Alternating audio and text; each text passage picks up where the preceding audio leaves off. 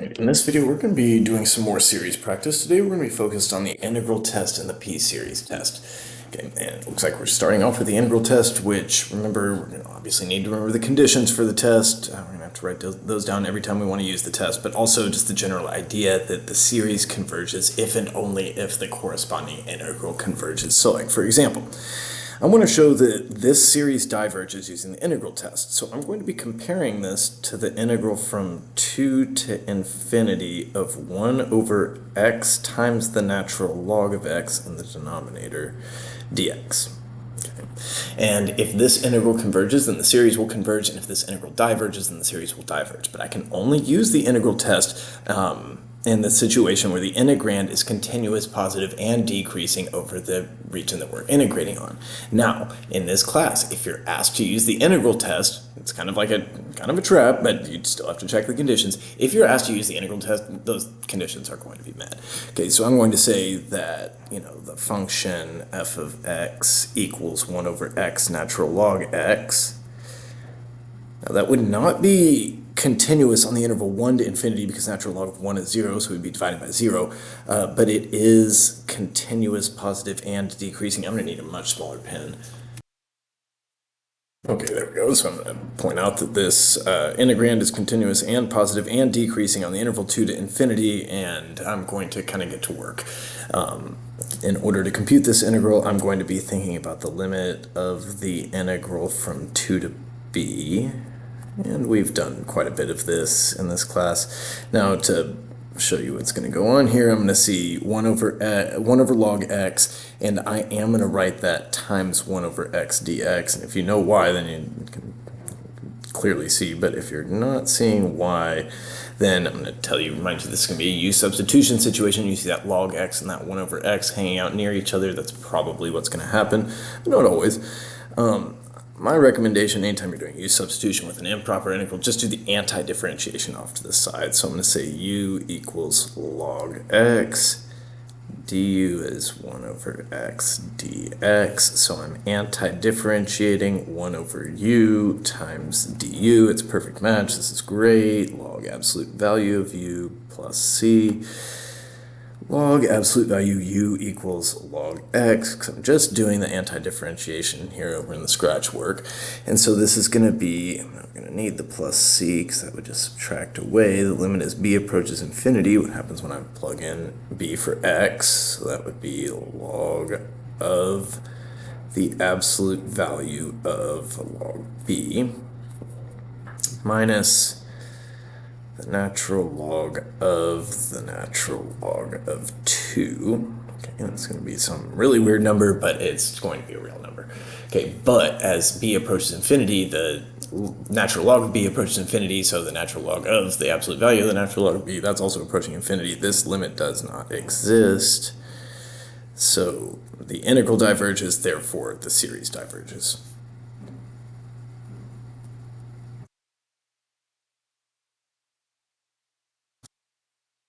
Okay, now we're going to show, using the integral test, that 1 over n times the natural log of n squared converges. Okay, so we're going to need to first check our conditions, which is going to be, all right, f of x equaling 1 over x multiplied by log of x squared is going to be continuous and positive and decreasing on the interval 2 to infinity.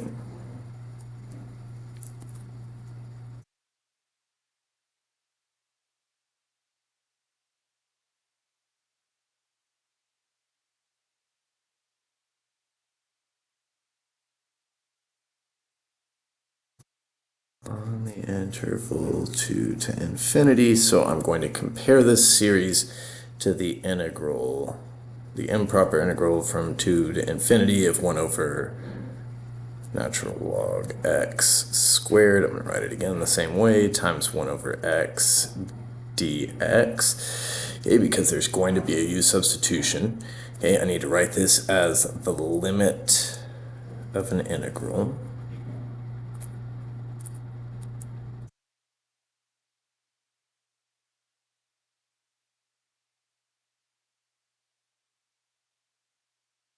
This is again going to require some use substitution, so I'm going to do that off to the side and only use the scratch work for the anti-differentiation step.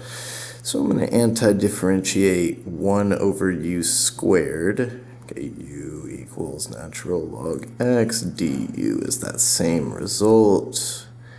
Because we've got a very similar series, so it shouldn't be surprised it's working out in some ways the same, but I think in important ways it's going to turn out the opposite way, right? We're going to show that this converges. So antiderivative of u to the negative 2 du is negative u to the negative 1, which is negative 1 over u, which is going to be negative 1 over log x. All right, so I can look at that as x goes from 2 to b. Right? I didn't change the bounds, but I didn't need to because I just really stayed in x the whole time. U was just kind of like a trick for my eye in this situation. All right, so when I plug in b, negative 1 over log b minus negative 1 over log 2. Okay, as b approaches infinity, so does natural log of b. So I've got the numerator staying constant, the denominator growing large. So this fraction's going 0. So this limit is going to be existing and equaling positive 1 over the natural log of 2, and the existence of that limit, or the fact that that integral converges, that is telling me that this series converges.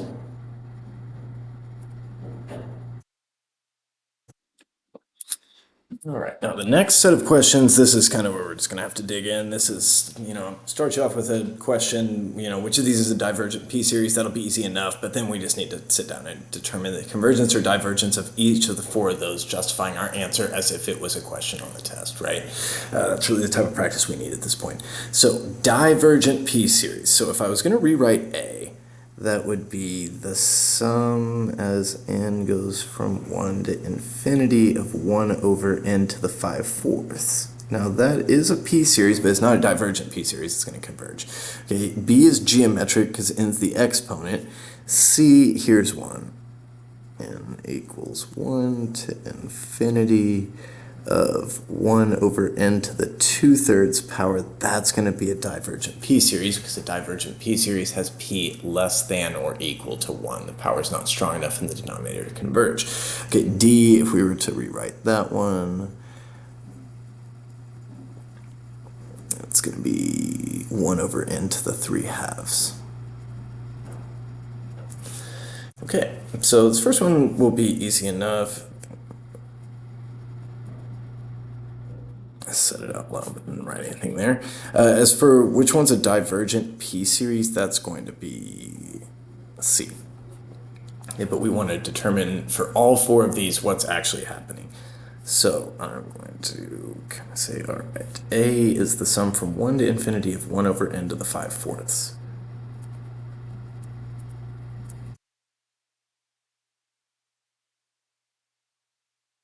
Okay, this is a p-series. P is 5/4, which is a number that's bigger than 1, which means it converges. Okay, so I'm going to say converges. My reason would be p equals 5/4, which is greater than 1. And that is going to be sufficient, but that's the minimal response right there. You're not going to be able to really write anything less besides just saying A converges, p equals 5/4 greater than 1. Okay, for B is a geometric series and the ratio is 1/4. And remember that the ratio for a geometric series needs to be between -1 and 1, so I'll mix those in a little bit here. So this one's going to converge as well. Now we could find the value this series converges to, but that's not what we're really asked for, so we're not going to do that. This one converges. We need to indicate that we know it's geometric and identify the common ratio and the conditions that give me the convergence. Absolute value of r is less than 1. All right, then for C, that is the one that was a divergent p-series, so n equals 1 to infinity of 1 over n to the 2/3.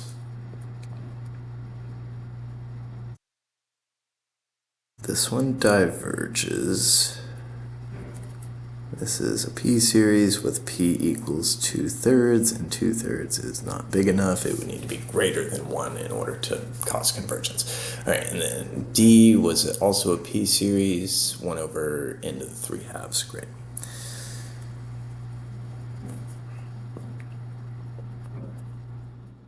So 1 over n to the 3/2. This one converges by the p-series test with p equals 3/2, which is a number that's greater than 1. All right. Okay, now the next set of questions is kind of more the same. Which of these is not a p-series? And then for each of these 8 series, determine whether it converges or diverges, and we'll justify our answer using the appropriate series test. Okay, which of these is not p-series? So I'm going to kind of in blue just point at any of them that's not a p-series. Okay, and p-series is 1 over n to a power, or can be written as 1 over n to a power. All right, 1 over n, that is the harmonic series, that is a p-series. N to the -5, that's 1 over n to the 5th, that could be written that way, that is also a p-series. Pi to the nth power, no, that's going to be geometric when it's exponential in the index, right? N equals 1, pi to the n, this one is geometric. Then D, 1 over n to the pi, no, it's just p-series with p equals pi. All right, then for E, 1 over n squared plus 1. Okay, now this is a little tricky. E is not a p-series, because if I write out the terms, which that's always kind of the thing to do, start with n equals 1, that's going to be 1 over 2 plus n equals 2, 1 over 5, plus n equals 3, 1 over 10, n equals 4, 1 over 17, and so on. And we're going to work on this one. We're going to show its convergence or divergence. It's going to converge just like the p-series with p equals 2. But we'll need to use the integral test to show that one. And it actually won't be too hard, because we know an antiderivative for 1 over x squared plus 1 with respect to x. But you can see 2, 5, 10, 17. These aren't, powers of 1, 2, 3, and 4. Okay, they can't be written that way. But this next, so like this one, not a p-series. F, I'm pointing at the ones that are not a p-series. F is a p-series though, because all that happened is that this is the same as, now I'll probably write out the terms first, but I could write this as, I think, the sum from 0 to infinity of 1 over n to the 2. But I'm going to start with n equals 1. No, I would start at n equals 2 instead of n equals 0. So 1 over 2 squared plus n equals 2, 1 over 3 squared, and I'm actually not going to write this simplified because I think it illustrates my point a little better. 4 squared when n equals 3, when n equals 4. Okay, so if I rewrote this, I would have all the same terms if n started at 2 and had 1 over n squared. So in that sense, F is a p-series. All right, then G, and because it could be rewritten, we could use the p-series test on F, which would be like a whole lot nicer than, say, using the integral test, which is kind of heavy machinery to be using all the time. All right, G, sine of 1 over n, no, that's, okay, as soon as we bring in a trig function, that's going to make it not a p-series. So, okay, if it was 1 over n squared, that would be a p-series, and, we'll be able to do something in the next lesson that will make that'll be a lot easier than doing a... Yeah, we're going to need to do an integral test on that one, but even then, interesting. I don't know about G. Okay, we'll work on that when we get to it, and the actual determining whether these things converge or diverge. N over the square root, no, that's not a p-series. Okay, so that one's also not a p-series. But, all right, so determining whether they converge or diverge. A will be very easy. A diverges because it's the harmonic series. No further reason required. All right, B is going to be converging. This is the same as the sum as n runs from 1 to infinity of 1 over n to the 5. Okay, that's a p-series with p equals 5, and 5 is bigger than 1, so I'll say converges. You could say p-series test, but really as long as you're indicating that p equals 5 and p is greater than 1, that's really what we need. All right, C, pi to the n. That's the same as 1 over pi to the nth power, and that's geometric with common ratio 1 over pi. 1 over pi is definitely between -1 and 1. So C is converging. It's geometric with ratio 1 over pi, and we know that ratio is between -1 and 1. You can write it like this also, but not with less than or equal to. It needs to be properly between -1 and 1, right? All right. Then D is going to be 1 over n to the pi. That's a p series with p equals pi.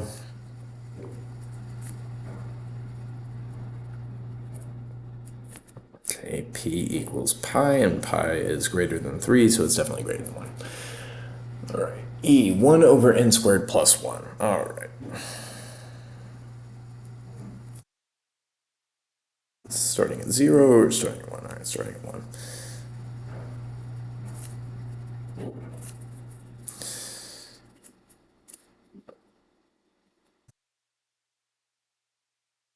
All right, 1 over n squared plus 1. So this is not a p-series, so we're not going to be able to use the p-series test. It's not a geometric series, so it's not going to be able to be something we can use the geometric series test on either. I don't think that you can write a formula for the partial sums of this thing. If you can, let me know. That would probably involve a whole lot more work, though. What we're going to do is just kind of default. We don't really have any other tests left besides the integral test. So I'm going to point out that the function f of x equals 1 over x squared plus 1 is continuous, positive, and decreasing for x greater than 0, so it definitely is for x greater than or equal to 1.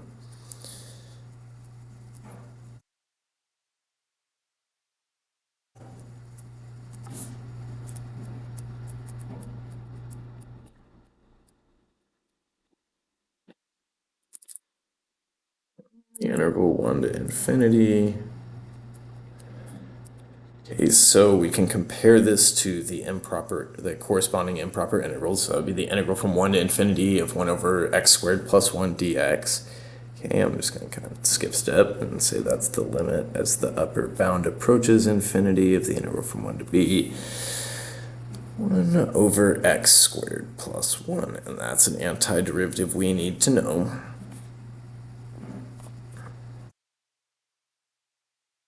Just going to do the integral.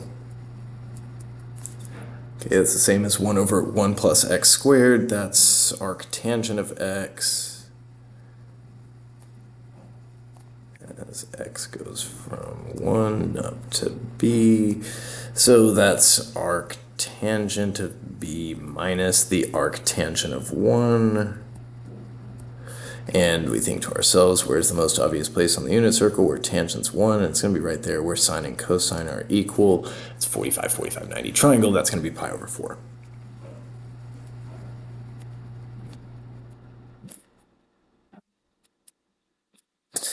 Okay, so we're now taking the limit as b approaches infinity of arctangent of b minus pi divided by 4. Okay, the limit of arctangent as b approaches infinity, if we think about on the unit circle.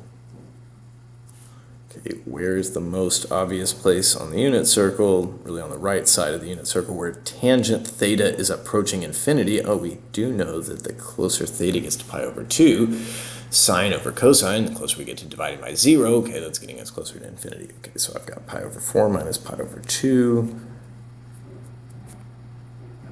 Or no, pi over 2 minus pi over 4 is going to be 1/4 of pi. Either way, the integral converges, which does mean that the series converges.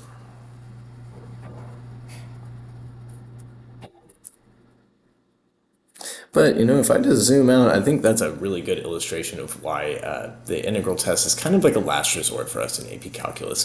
The rest of the tests, like the conditions, are easy to remember. We can go through them very quickly. We don't have to write a whole lot. But the integral test, oh man, like not only do we have to remember the conditions, which I always write in a different color, but we also have to, you know, do our improper integral the proper way, and we know that that's a type of thing in a free response environment that they're very picky about. So we just got to be very careful on problems like this. All right, I was saying F is a p-series, so that will be easy enough. It's a p-series test. All right, so F converges at a p-series test, p equals 2, which is greater than 1. Okay, for G, this one is not a p-series, so I'm going to have to use the integral test. All right, so with this one, equals 1 to infinity, sine of 1 over n. This is the one I'm not sure about. Divided by n squared. I think because, wait, no, I thought I grabbed this one out of a textbook. So it probably is legitimate, right? Well, I'm going to just pull up Desmos real quick just to make sure that this function is continuous and positive and decreasing on the whole interval 1 to infinity. Okay, so I am satisfied that the conditions of the theorem have been met. I'm not totally sure. Well, I guess I should probably be able to compute. Oh no, I'll be able to compute that integral because it's sine of 1 over x. I just was not thinking about this right. All right, so I'm going to have to first write in my conditions. Let's see. Let's say I just verified using a calculator that f of x equals sine of 1 over x divided by x squared is continuous. Maybe I should have actually also verified that this thing was positive, but I don't really see it going negative. So yeah, just more decimals going towards 0. Yeah, I'm satisfied. All right, continuous, positive, definitely decreasing.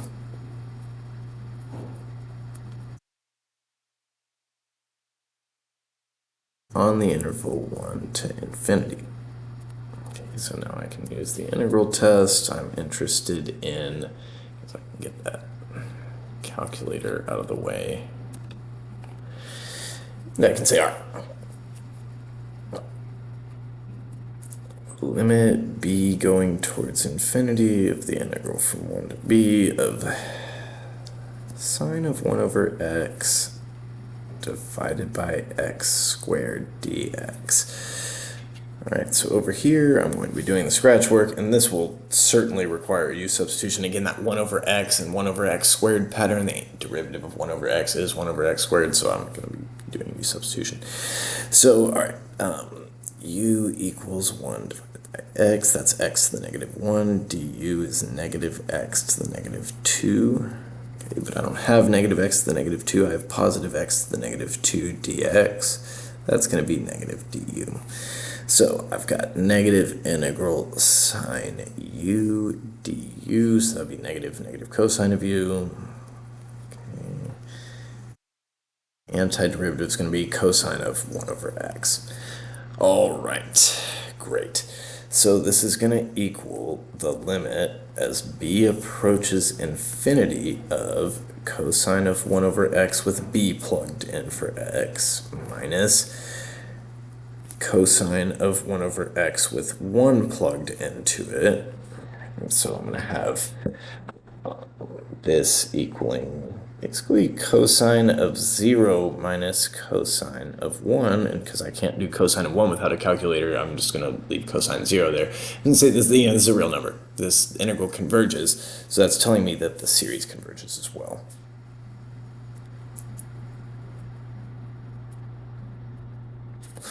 Okay, which kind of makes sense because sine, whatever sine is, like sine of anything is between negative 1 and 1.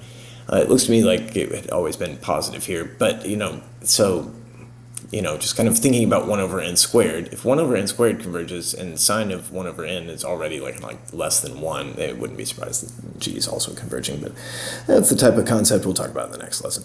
All right, h is another integral test problem, n over the square root of 2n squared plus 1.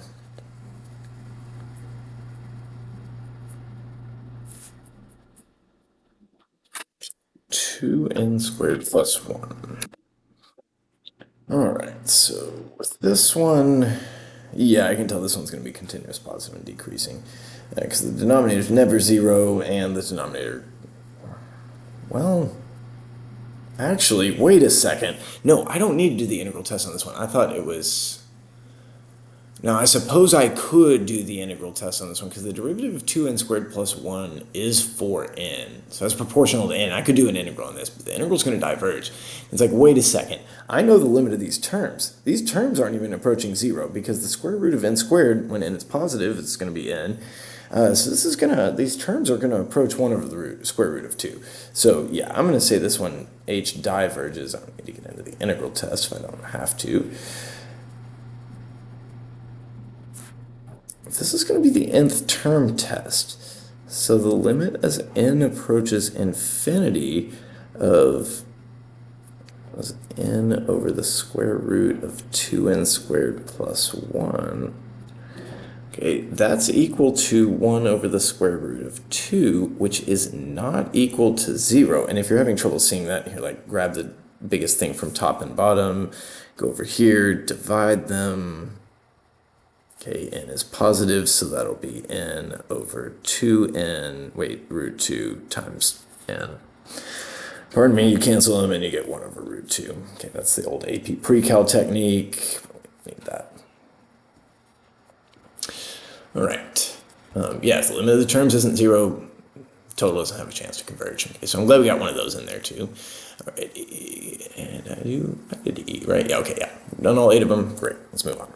So use the integral test to determine the convergence or divergence of this one, which I would remind you, okay, this is the same as the sum from n equals 1 to infinity of n over e to the n. So looking at it like this, you can say, like, oh yeah, the terms are definitely going to be approaching 0, definitely going to 0 faster in the denominator, or the denominator is going to infinity much faster than the numerator, so, I mean, this one does converge.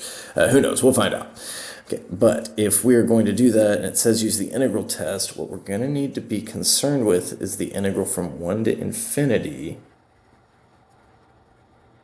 of x e to the negative x dx. And I think when we look at it as an integral, it's a little more clear what we're going to need to do. So I'm going to say this function here is continuous, positive, and decreasing.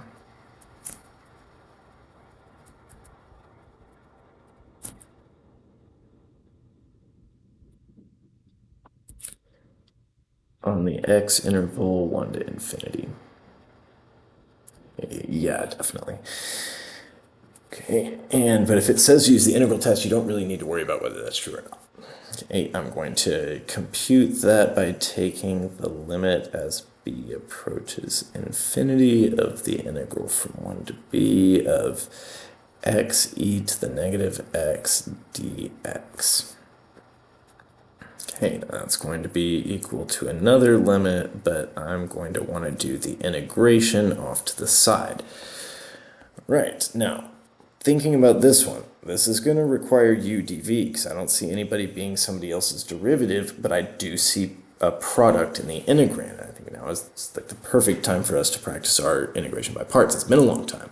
So I late algebra before exponential. U equals x and dv equals e to the negative x dx.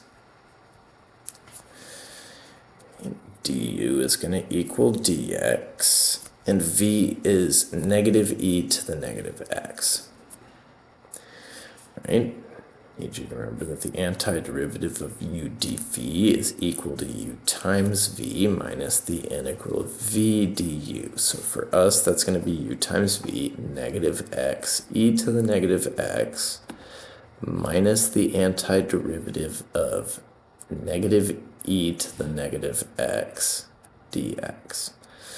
All right, that's kind of a lot. So this is going to be, let's see, negative x. Actually, let me write this. Yeah. Minus, okay, e to the negative x to prepare for the chain rule, but like, wait a second, e to the negative x is 1 over e to the x.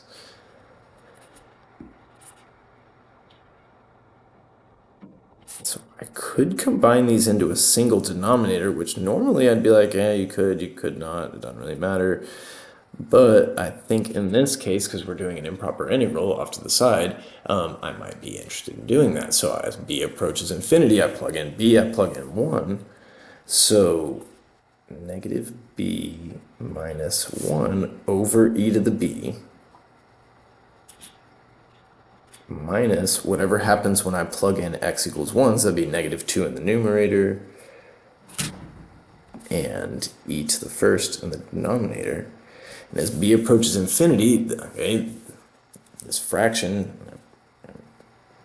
highlighter on it, that fraction is going to go to 0, right, because exponential is going to grow much faster than negative b minus 1. And so I will say, all right, this limit goes to 0 plus 2 over e, but what's important is that that integral converges, because that's going to give me the convergence of the series.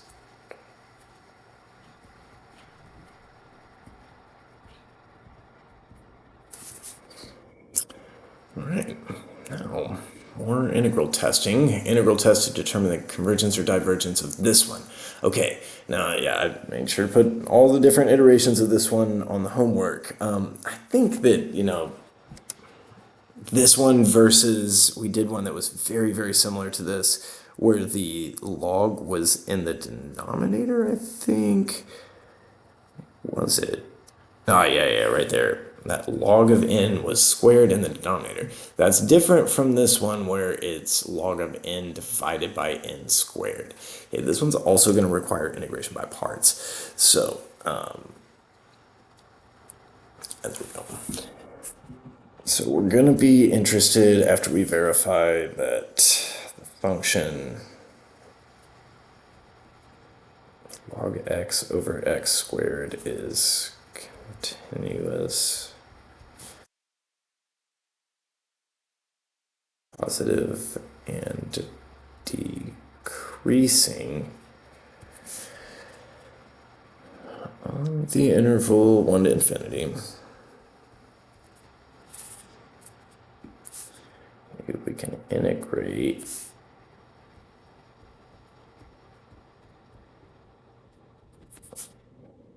and even as soon as, I think next time we'll be able to do a comparison on this one, but for now we need to do the integral test. Okay, so that's equal to a limit of an integral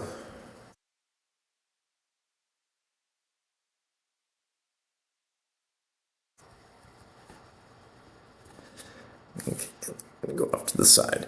So that antiderivative. So I'm going to need to do integration by parts because, the derivative of log x is x to the negative 1, not x to the negative 2. So u substitution is just not quite going to work. So I'm thinking ilate log before algebra. So u equals log x dv equals x to the negative 2 dx. du is 1 over x, and v is going to be negative x to the negative 1. All right, integral of u dv is going to be u times v minus the integral of v du.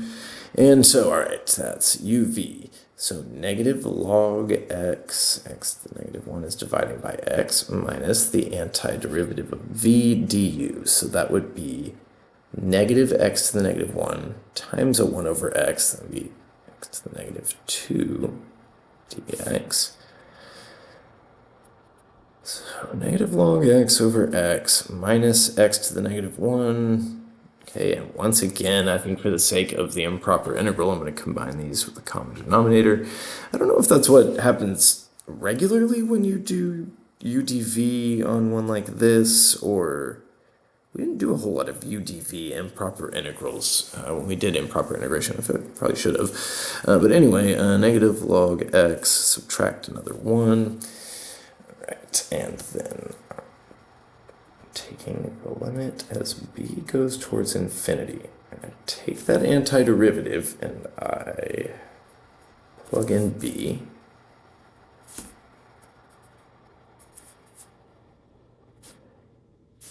I'm going to plug in 1, log of 1 is 0, so plus 1 over 1. Right, and once again, okay, log of b does not grow very fast compared to b. Okay, so the numerator is not growing as fast as the denominator. As b approaches infinity, that fraction is going to go to 0. And I'm going to say, all right, that limit is 1, which means that the series converges.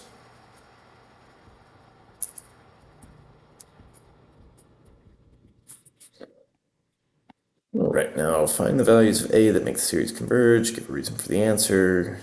All right. S is a p-series. So that's really going to be kind of the beginning and end of it. Okay, so since it's a p-series, we need that power of n to be greater than 1. So I need a greater than 1. And then for this one, 1 over a to the n. If n is the exponent, then this is a geometric series. And so the ratio would be... This one's geometric. Ratio going to be 1 over a. And I need, let's see, find the values of a. Okay, so that would need to be a greater than 1. Yeah, so that'd have like, you know, half, a third, a fourth. Or a more negative than negative 1. Or you could say the absolute value of a is greater than 1. That would have worked. Something to that effect. But there you go. That's a good answer. Let's see, it can be shown that the integral here, very similar to one of the integrals we just computed, is equal to 1 over 16, which the following statements are true. All right, well, if we know that this function is continuous, positive, and decreasing, which we do because, yes, log goes positive at 1, yeah, this would be equaling 0.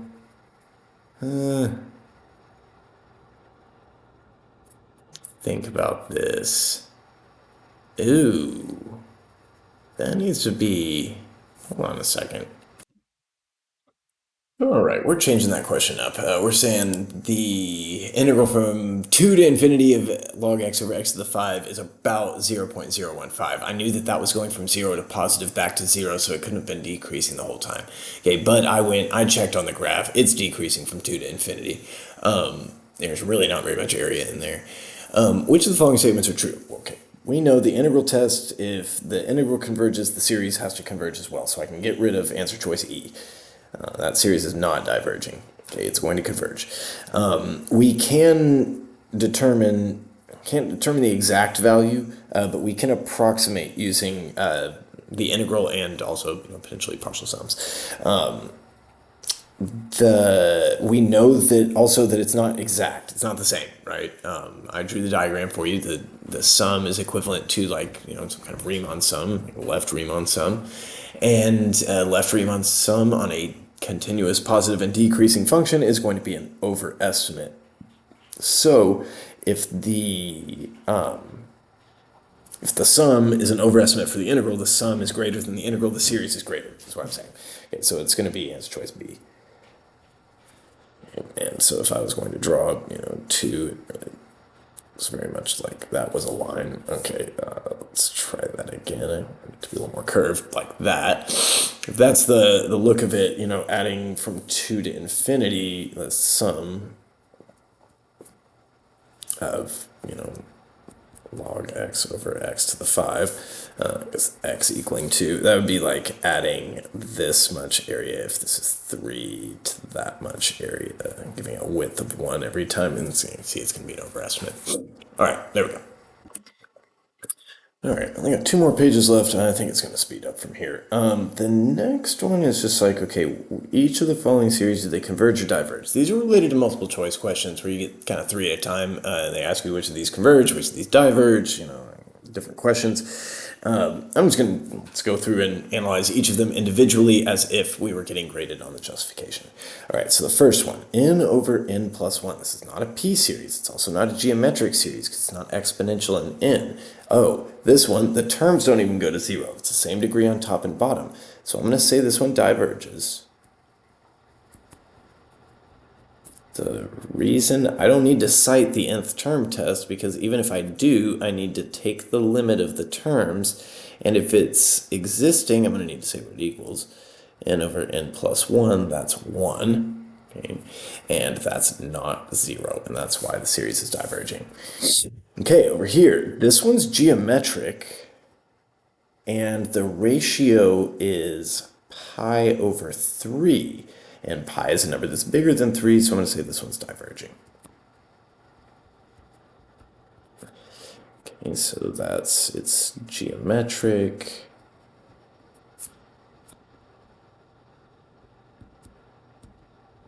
The ratio is pi over 3, which is greater than 1. All right, now number 3. If I was to rewrite this, I could write this as a p-series.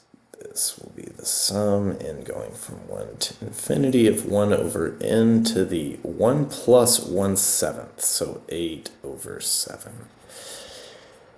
And this one converges by the p-series test. In this case, p equals 8 over 7, which is greater than 1. All right, next one, same instructions, same process. All right, -1 to the n. We've looked at this one before. This one diverges. The terms don't even go to 0. Make this one harder than it needs to be. This limit fails to exist because it's just bouncing back and forth from -1 to 1. And we would need the limit to be 0 for this series to even have a chance to converge. But since that limit doesn't equal 0, I know this thing diverges. Right. Now over here, e to the -n. Oh, this one doesn't exactly look like it, but this one is going to be geometric. Okay, so 1 over e to the n, which I could write as 1 over e to the nth power. Then maybe it's a little clearer. This one converges. It's geometric with ratio equal to 1 over e. And what's important about that is that ratio is between -1 and 1, or you can say the absolute value is less than 1. Ooh, 1 over 2n plus 3. All right, not a p-series, not a geometric series. I must need to do the integral test. All right, so I figured I would do one of these. Yeah, definitely good that we do one of these as well. You know, much like what we're going to learn next time, and just to give you a preview, you're with me 45 minutes in almost. What we're going to say next time is that this one's very similar to 1 over square root of n, which we know diverges by the p-series test, so this one does also. There's a little bit more to it than that, and that's what you're going to learn about in the lesson. For now, we're going to need to use the integral test on this one. So I'm going to check my conditions. 1 over 2x plus 3 square rooted is a continuous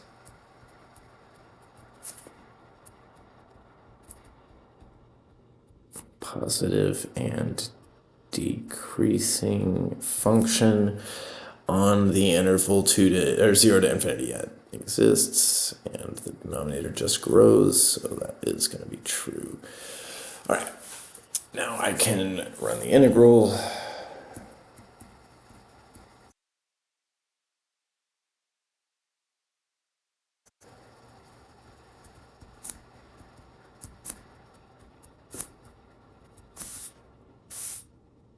All right, do the integration off to the side, because it's just going to be a pretty standard integral. I'm going to do the whole thing.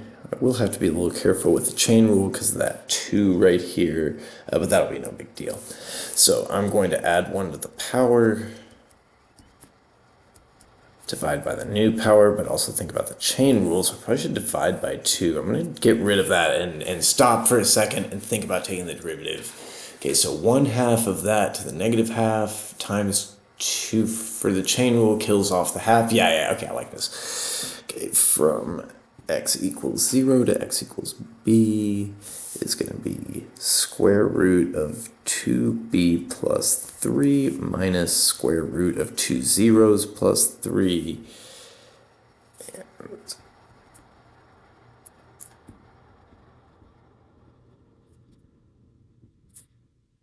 So 2b plus 3 minus the square root of 3. We can see, okay, as b approaches infinity, okay, the square root of that number is going to get really big.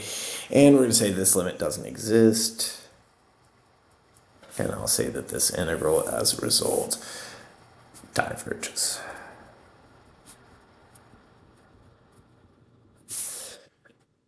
Okay. Oh, yeah, okay, so this one didn't have anything to do with integral test for p-series, but I saw one like this. Oh, I found this in a textbook test bank. I thought it was a really good kind of set of questions that all went together. Okay, but this might have been better off from the last homework. Let Sn be the sum as k goes from 1 to n. Okay, so it's like a finite partial sum of a sub k. Suppose that for each n, Sn is also given by the formula S7n minus 2 over n. Okay, so as far as whether the total converges will be, does the limit of the partial sum exist? So, thinking about that, the limit of Sn as n approaches infinity is equal to, the limit of the partial sums is the limit of 7n minus 2 divided by n. That limit's going to be 7. Okay, so the 7, the limit of the partial sums equaling 7 means that the series converges, but it also means that the series converges to 7. Okay, so that's one of the rare situations that we can say what the series converges to is if we have a formula for the partial sums and that limit exists. Okay, what is the limit of an, not Sn, right? The limit of the terms. Okay, well, if the series converges, which we're saying it does, if the series converges, then the limit of the terms has to equal 0. So that's where I'm going to go in here and I'm going to say because of that convergence, the limit as n approaches infinity of an, the terms that I'm adding to the series, they have to get closer and closer to 0. Okay, and then the sum from n equals 1 to 200 of a sub n, that's the 200th partial sum.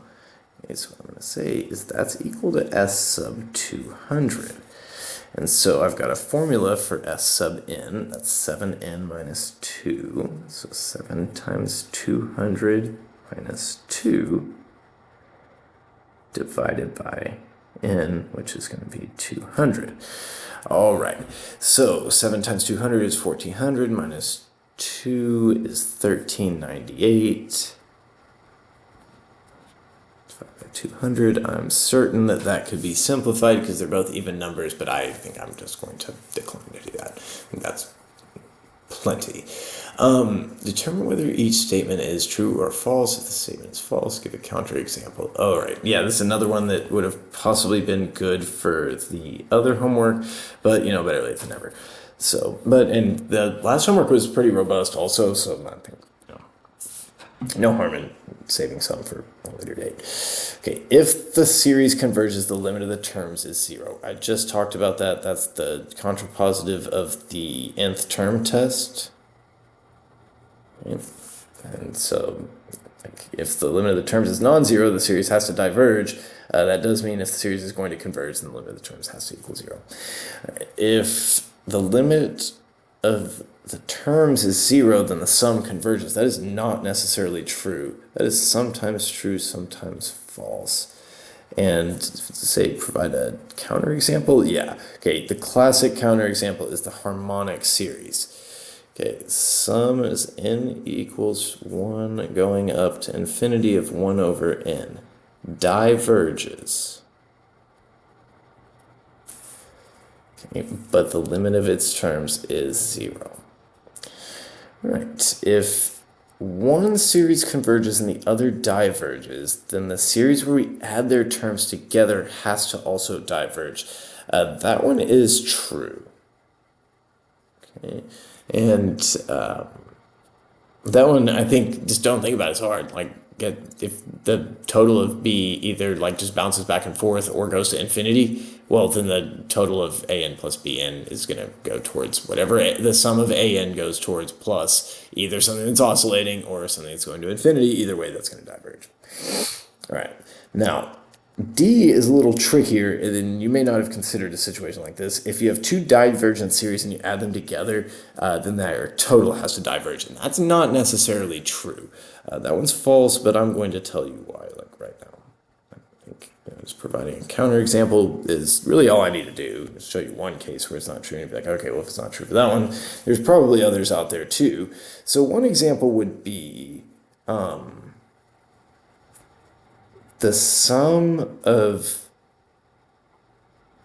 -1 and runs from 1 to infinity.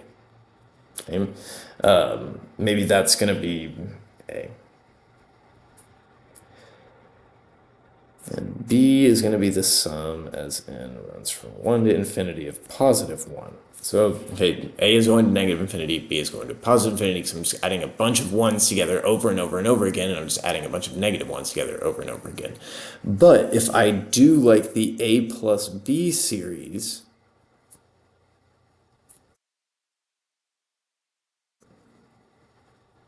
which is not to say that negative infinity plus infinity equals 0. It's, in this case, I can add up these two things. If I start by just adding their terms, -1 plus 1, and I'm just adding that over and over again, well, and that would just be adding a bunch of zeros, that one converges. Okay, so something like that. Really, probably what I should have said was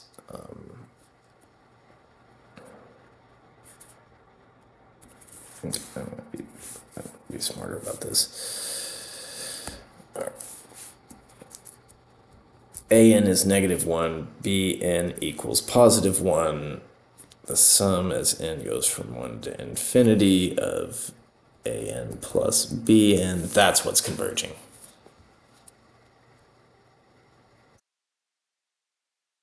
All right, then if an converges and the limit of the terms of b is 0, then the sum an plus bn converges. No, that one's false also, because like what if bn was like a harmonic sequence? So I'm just going to say, all right, an equals 1 over n squared. Okay, p-series test, that one would converge. Bn equals 1 over n. Okay. If I was to add those together, I would get basically, I'll use something you wouldn't know quite yet, but or I could just use what was that? Part C. The truth of part C is gonna give me the falseness of part E. All right, number 13. Yeah, it's the last one. All right. Let an equal 4n over n squared plus 1. Does this series converge or diverge? Justify my answer. Okay, it's not a p-series, it's not geometric. I'm going to have to do the integral test on it. All right, so verify the conditions.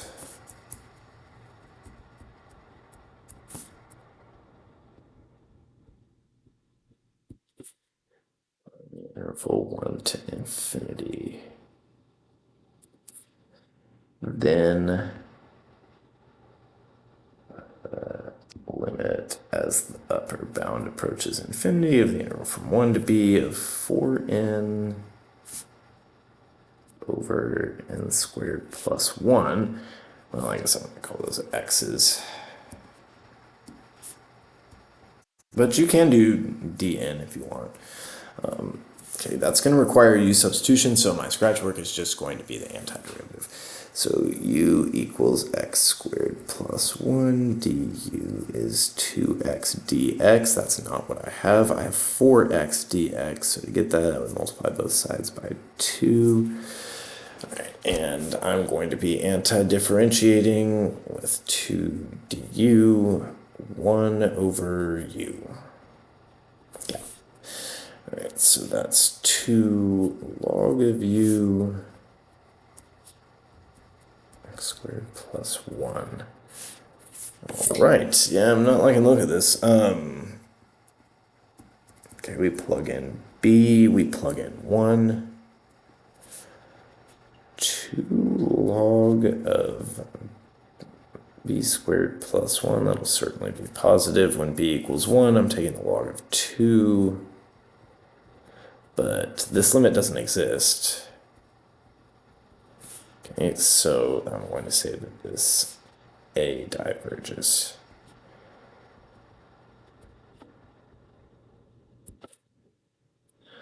Right, then if if the terms of series B are formed by multiplying the terms of series A by 1 over 2n, does series B converge or diverge? All right, so I'm going to start by writing a formula for Bn. An was 4n over n squared plus 1.